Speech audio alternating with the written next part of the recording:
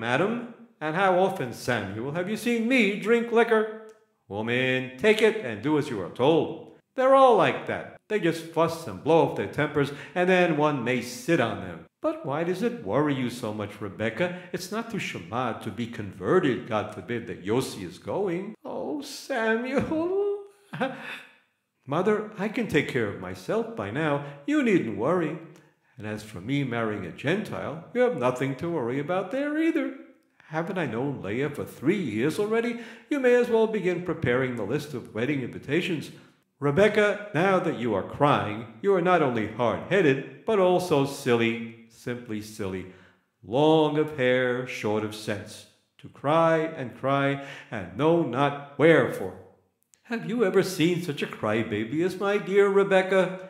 5 times in her life she filled the world with a hue and cry when she bore me a child, and every time it was but an empty bubble.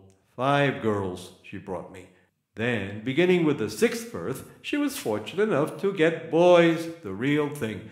3 sons she gave me as my old age was approaching. And now, when she ought to thank heaven for being worthy to raise a soldier for the army, she cries, "Think of it, your son Yossi enters the army a free man, but I, in my time, was taken by force when I was a mere youngster." Samuel, did they really do things like that? What a question! Leah, of course they did. I know we have heard all kinds of stories about the catchers in those days, but you say stories? 10 years of my life it was. Tell me, Father, I know it has been many years, but do you still remember some of the things that happened to you in those days? Samuel, you asked me whether I remember anything. Why, I see it all as if it had happened yesterday. Samuel, dearest, for example, I remember that my brother Solomon... Samuel, have you forgotten your promise? Children, there are certain things about those days which many years ago your father and I decided are best forgotten. Rebecca, I have been thinking quite a bit lately about our promise to each other. Of course, while the children were really little, it was necessary to protect them from ideas which could influence them in harmful ways.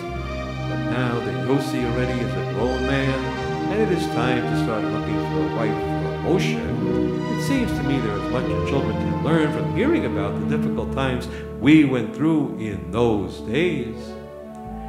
In those days long ago, yes, those were the times.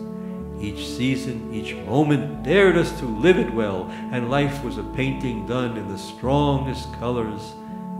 It's all different nowadays. New times, new people. It's all make-believe. In those days, you were a part of a world strange to my own. And you were the new friend I needed so much to find. In those days, you were the temptation of the devil, wild and beautiful. And you were there to listen, always kind. But the best thing about those days, those wonderful times, those golden years, was that one day we found each other, and together we shed happiness and tears. In those days, you taught me to love someone they said was forbidden, and you warmed the heart of winter. You made the springtime. In those days, when I turned from boy to man. And you taught me what is despair, for you would not be mine. But the best thing about those days, those wonderful times, those golden years, was that one day we found each other, and together we shared happiness and tears. I remember that my older brother Solomon became a bar mitzvah around that time.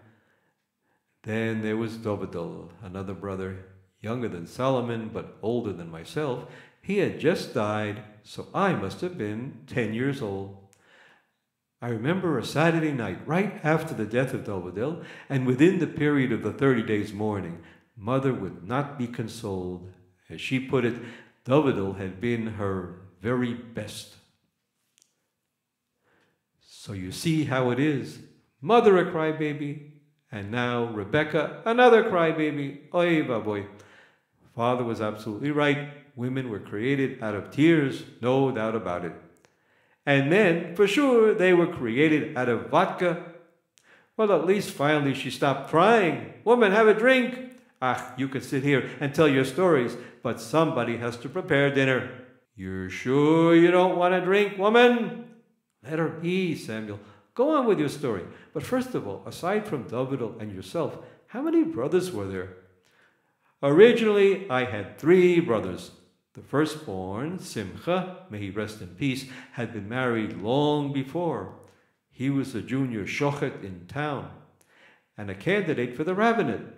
But Solomon was more learned in the Torah, young though he was. Peace be unto him.